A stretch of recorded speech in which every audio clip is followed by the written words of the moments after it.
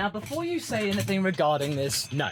Toto Wolff is not about to be fired. I mean, if he were, it would be incredibly messy considering that he owns a third of the team. So with the news that Toto Wolff wouldn't be attending the Japanese Grand Prix, the internet got on the blower and reckoned that this was an immediate response by the Mercedes board that the career of the Austrian team principal was untenable, and that it was about to be swiftly curtailed after we heard the revelation from Lewis Hamilton that this was the worst season of Formula One that he had ever had. Now, before you claim that, oh, this is just Lewis Hamilton whinging and that this is complete and utter hyperbole, I would remind you to go and look back throughout his track record. He is not exactly wrong. Even the dire 2009 start that he had with McLaren was better than what he had right now. Yes, of course, he was disqualified from Melbourne, but he did have a P3 on the road, so at least he had a podium alongside the Brawns when they were completely and utterly dominating everybody.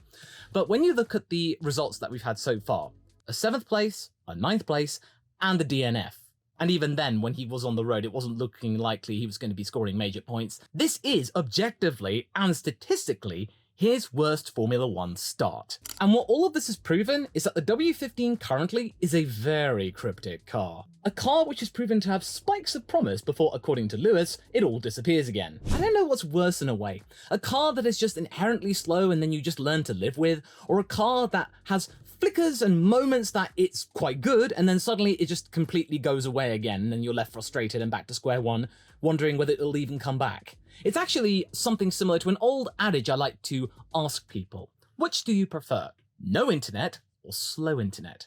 Because sometimes having a little bit of something and then it get taken away again, or being frustratingly and agonizingly slow, can be almost worse than not having it at all. It's really something to chew on. And trust me, Mercedes have plenty to chew on right now. Quite frankly, I'm really disappointed with the way that Mercedes and Toto conducted themselves throughout the Australian Grand Prix.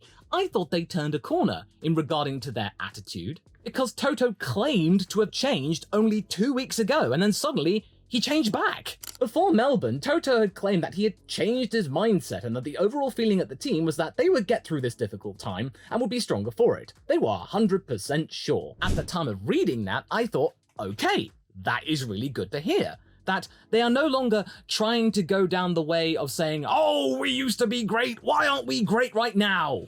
That they would be realistic and that 2024 would be a year of trying to understand themselves, re-engage, try and figure out stuff before then a brand new set of regulations come in for 2026. This is something that Mercedes really needed to do back in Interlagos last year instead of over the winter. But at least it looked like at the time they were going to be doing something, but now I'm not quite so sure anymore. It wasn't just this social media post by the infamously humorful Mercedes admin that got me rankled, but also the adage that Toto threw out to the press in the wake of the double DNF that he wanted to punch himself on the nose, and that sounds a little bit excessive, but apparently this is meant to be an idiom. It's meant to be more of an intellectual metaphor rather than a physically, he actually wants to punch himself on the nose, implying that he felt intellectually frustrated with himself that their talked about setup experiments and overall car tweaks had failed to the point where even if they had finished the race, they probably would have been lucky to even gotten several points. However, when you casually read the phrase, it does sound like something that Lando Norris would have said last year. Where was that pragmatism, Toto? I thought you turned a corner, that you were going to be circumspect this year. I appreciate the honesty that the team needs to take a proactive approach and figure out the car on the fly since the cost cap is the thing, and you can't just throw money at the problem and go testing, either in the wind tunnel or in CFD, and try and solve the issue, and then come back the next race with a completely different car. You can't do B-spec cars anymore, so whatever little track time they have, they've got to make it as active and filled with objectives and programs as possible. And that in turn does cause a problem because it does compromise your driver's setup time, which seems to be the case with Lewis because he's already having a problem with the car that probably these changes that he asked for came way too late. And then I thought after Toto said that he would change his mindset, that they would no longer just go on the blower every single race and said, oh, we absolutely had a terrible weekend, we should actually hit ourselves on the nose and it's, oh my god, it's absolutely terrible, I want to cry myself to sleep.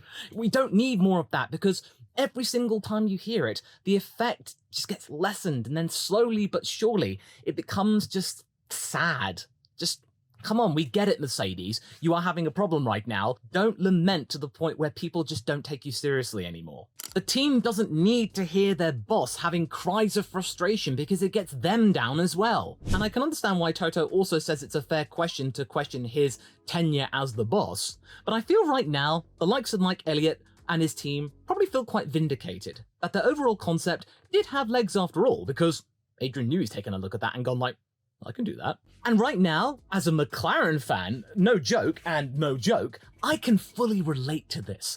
This struggle that Mercedes is having right now is similar to what McLaren experienced a decade ago. The 2013-2014 seasons where McLaren started to lose their way. They weren't winning races anymore. They were lucky to get on the podium. Their last podium being JB and K-Mag at Melbourne 2014. Yes, the Mercedes lot isn't quite the dire situation of the Honda days of McLaren, but I can see that becoming a slippery slope if they don't get their act together. And trust me, as a McLaren fan, those 4 seasons in the doldrums and even that 1 year with Renault, that was an eye-opener. But you stick through it. Actually, I would say it's more like 2014 for McLaren, because a brand new set of regulations come in and the team are just lost at sea. Yes, McLaren had Mercedes power, and Mercedes power in 2014 was absolutely mighty, as we saw with Williams. But McLaren couldn't get the same type of glory that Williams had, and Williams' aero was not that great. So that just goes to show that McLaren were very much on the decline. I don't recall McLaren getting all that sad on social media about it, and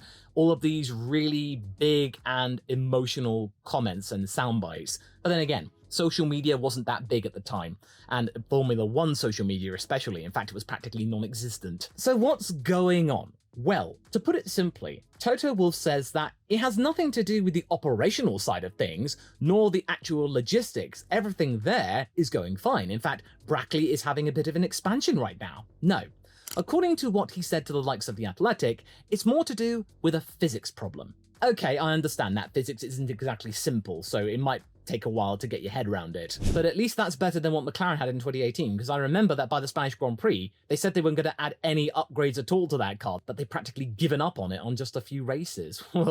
Yeah, it's not that bad. But I've said this so many times, the W15 is not going to be the magic bullet that cures Mercedes' ills overnight. It's not going to put them immediately in the mix with the likes of Ferrari or even McLaren, which I found out apparently, according to Formula Data Analysis, they were only about 1/10 of a second per lap slower than Ferrari. They were a lot closer than I expected, so yay! With Mercedes, this is their 3rd concept change in as many years. You had the W13, you had the Franken 14 by Monaco of last year, and now you got the 15, which is entirely new again. And I think this is something, again, that McLaren went through back in the early 2010s. I remember Adrian Newey talked about it in his book, that almost every single season, Adrian Newey would just cast an eye back to his previous employer and just see what they're up to. And every time he would see them, they had a brand new car. Every single season, they would change their concepts all the way through from the MP429 through the 25, the 2010 to 2013-14 period. The cars of McLaren looked considerably different, especially the 2011 McLaren, the one that had the L-shaped side pods and had a bathtub-like motif way before Ferrari even implemented it themselves. But it was quite clear, McLaren was struggling in the period where Red Bull were dominant. They were trying to find a solution that would catapult them right back up the table and be competitive throughout an entire season. They had their moments in those periods, they did bag wins, and in 2010, they were competitive for the title with JB and Lewis, but they weren't the best, and they needed to find something that would get them past Red Bull, and they failed. But if they keep changing their concept every season, no wonder, because they don't get their head around it entirely before they completely scrap it and start over. They never get their head around it, therefore they can't maximize the full potential. In a way, Steiner has a point. You should get to know your car before you make any major upgrades or completely ditch it for a brand new one. Mercedes are doing the exact same thing. They are trying to find a way of getting on top of these aerodynamic-based regulations and beat Red Bull. And so far, they haven't done that. And as a McLaren supporter, I do have a degree of empathy. And what I want to say to Mercedes is stop doing this. Stick to what you have. You have the W15 right here. James Allison's influence. Do not change the car concept again. If they did that with the W16, that we get a brand new concept, I will be majorly concerned, because in 2026, we've got a brand new set of regulations. And if you're busy tweaking the 2025 car, that you're wasting time. You are wasting time at this point. From New Year's Day 2025, everybody will be working on the 2026 car. 2025 will be an afterthought or just a slightly tweaked 2024 car. Unless you get some Hail Marys further down the grid thinking, oh, screw it, go for some glory, and then some long-term pain. And especially since, according to Aston Martin, there are still some things about the 2026 rule set that are up in the air. The aerodynamic regulations, they're still up in the air. Aston Martin seeking clarification from the governing body in Formula 1 as to what will entail. There are still plenty of questions to be had, and considering that the major problem that Mercedes have had in this era of Formula 1 has something to do with aerodynamics and the floor.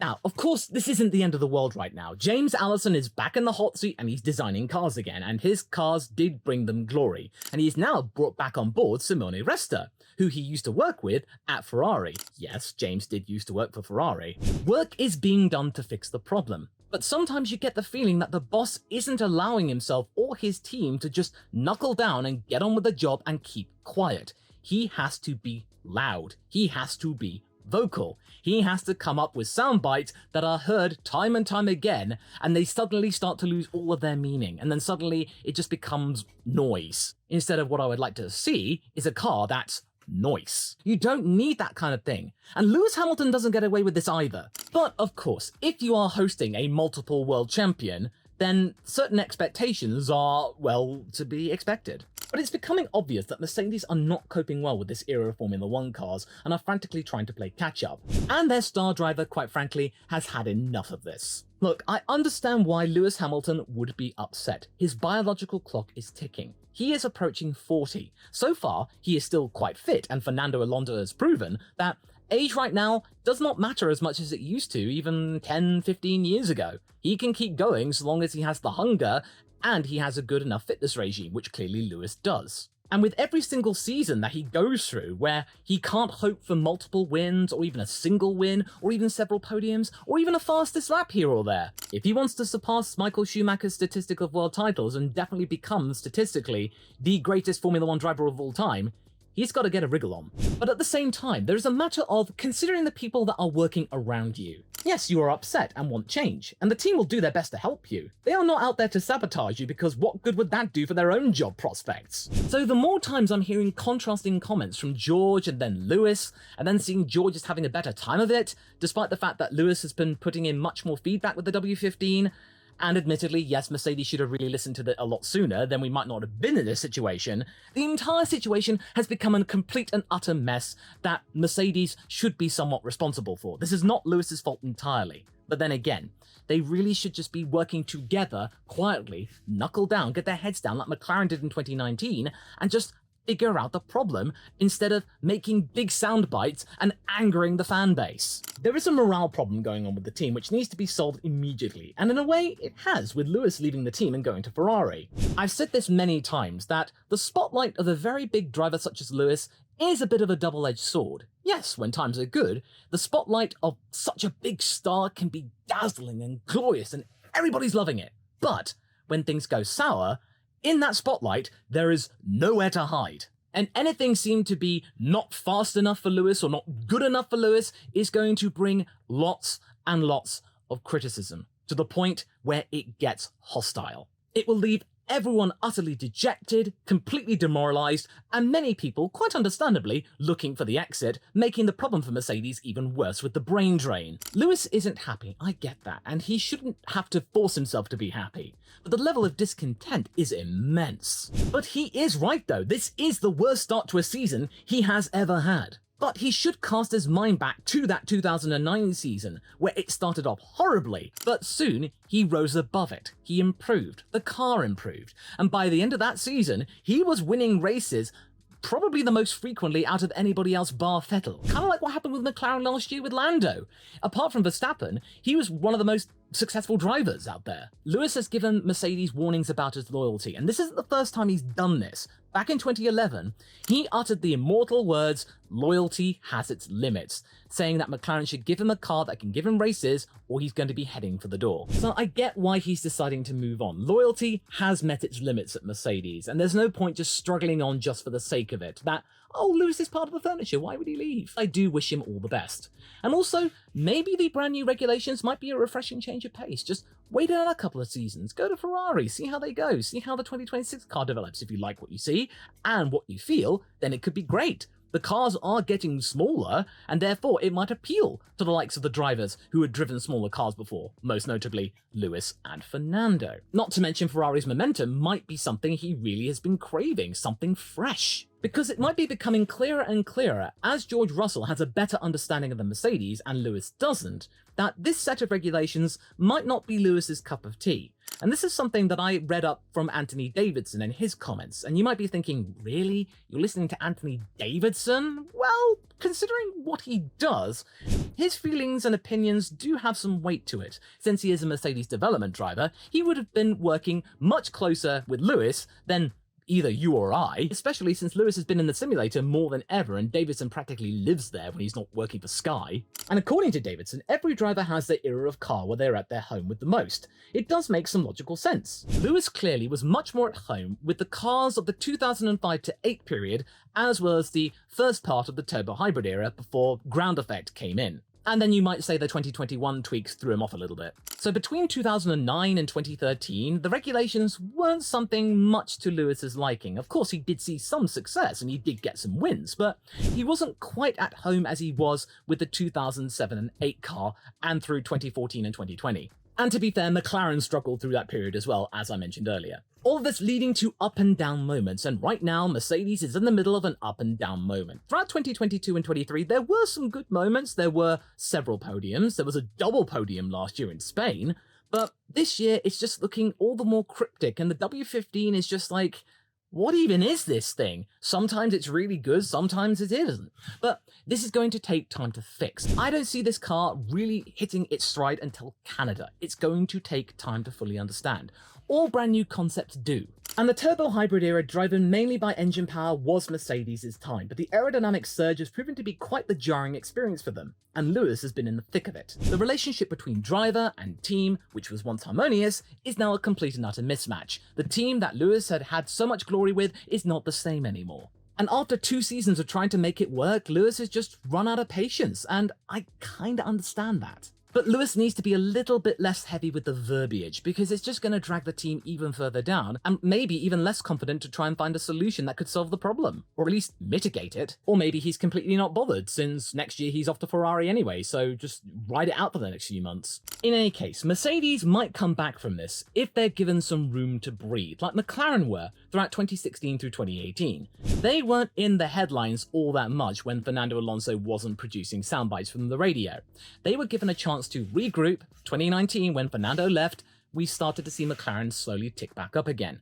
Maybe that's what Mercedes needs right now. Time away from the spotlight, which is something I talk about more in this video here if you're interested, about why Mercedes might thrive without the spectre of Hamilton breathing down their neck.